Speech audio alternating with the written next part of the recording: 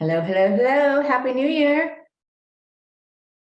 All of you nail lovers out there. Happy New Year. Happy New Year. I'm just going to talk a little bit and give you a minute or two to log in and get ready.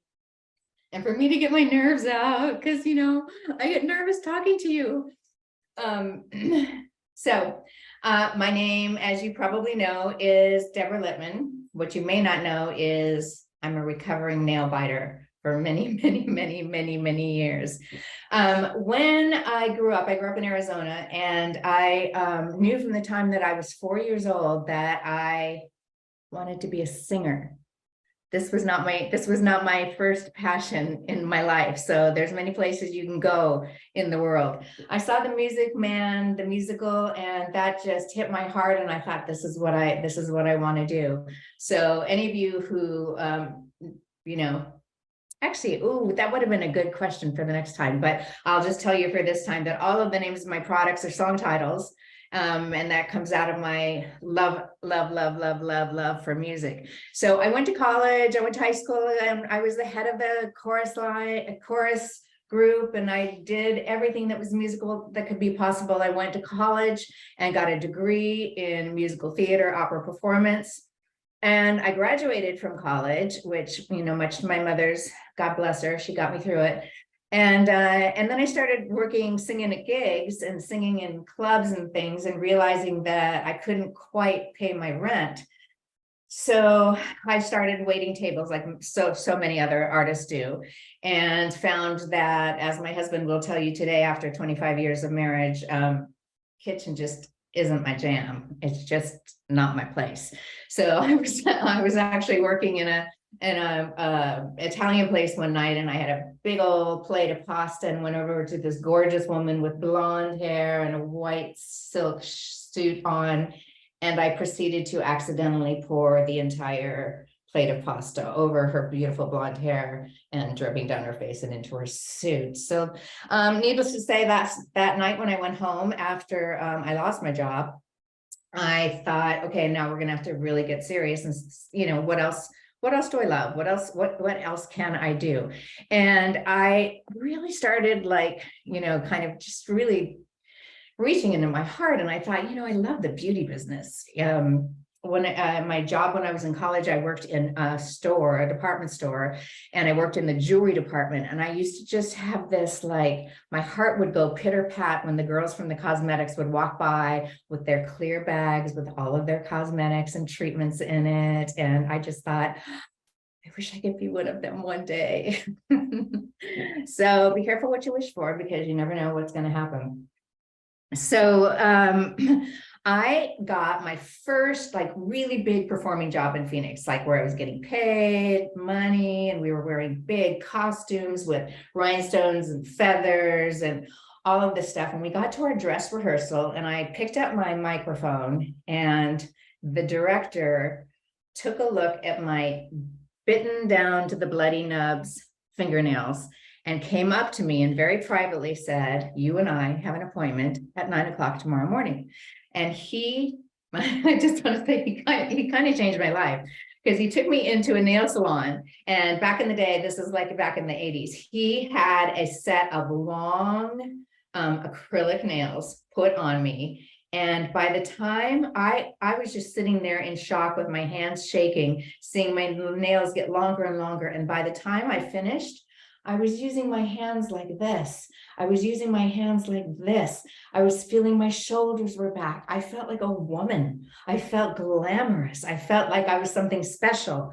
And I thought, wow, this is something that, going back to losing my job and needing to pay the rent, I thought, you know what? Why don't I become a manicurist? Why don't I sit across from people, hold their hands? Clearly, I'm a people person. I love to chat, and I'm going to really try to keep this to 45 minutes. And hold their hands and make them, come in with their shoulders over and their bad day and their hard time with their kids. And I made it my goal that every single client would leave sitting like this, with their breathing easier, with their hands being beautiful. And that's kind of how I really approached my whole job, which has now turned into a burgeoning career. In the early 90s, I moved to New York City to become a better singer, to work with better musicians and to work harder and to do other things. But I was still working my day job as a manicurist. I landed a job at a salon called Frederick Fekkai, which was the only place to be in a salon in the world. I had a couple of my clients from Arizona had told me about it, and I got a job in there. And before I knew it, it was just crazy. I'm just doing what I've always done, my, perfect clean manicures, perfectly as I could, making sure that women felt better, that they rose up, that they felt glamorous, that they felt pretty, no matter what color, even if you don't even need to wear a color to feel better about yourself. So one day I was giving this lady a manicure, and unbeknownst to me, she worked for a magazine called Allure, and which became the Beauty Bible. And she came in, she had her magazine, and a lot of people are reading magazines or taking notes or doing whatever while they're doing it. And 3 months later, the manager of the salon walks over to me and hands me the magazine. And my name is in Allure magazine as one of the best manicurists in the country. And it was just like, how did this even happen? And how it happened was Bobby Brown, the makeup artist Bobby Brown, had sat in my chair first. She had called the magazine. They came in, they were undercover. They came in, they even took photographs, which I didn't have any idea what was going on. And so there was a photograph of me in the magazine, and then there was phone calls. It was like, this gentleman said, "Hi, I'm trying to reach Deborah Lippmann. I'd like to represent her." And I was like, "Oh my gosh, where did you hear me sing? Where did you hear me sing?" And he was like, "I thought you were a manicurist." And I said, "I am a manicurist." And he said, "I'm an agent for manicurists to do magazines and red carpets and award shows." And I was just like, what is even happening in my life? I didn't plan for it. So rule number one, always do your best, because you never know who's sitting across for you. It was just such an extraordinary experience.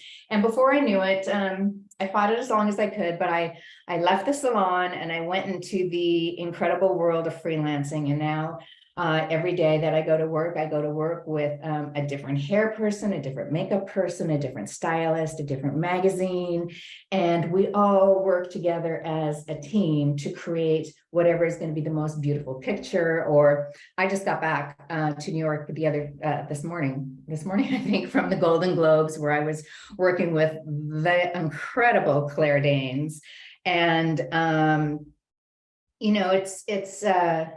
it's an interesting thing when you're trying to put a look together. Like us gals at home, we figure out what we want to do with our hair and our outfit and our this and our that. Oh, no, that's not what happens on a photo shoot. That is not what happens on a red carpet. There are all kinds of gowns that are brought in. There are choices that are made. And then until the choice of the gown is made, then the hair choice is made. Then from that, the makeup choice is made. And then from that, the jewelry. Oh my gosh, the jewelry I get to see, you guys, you don't even want to know.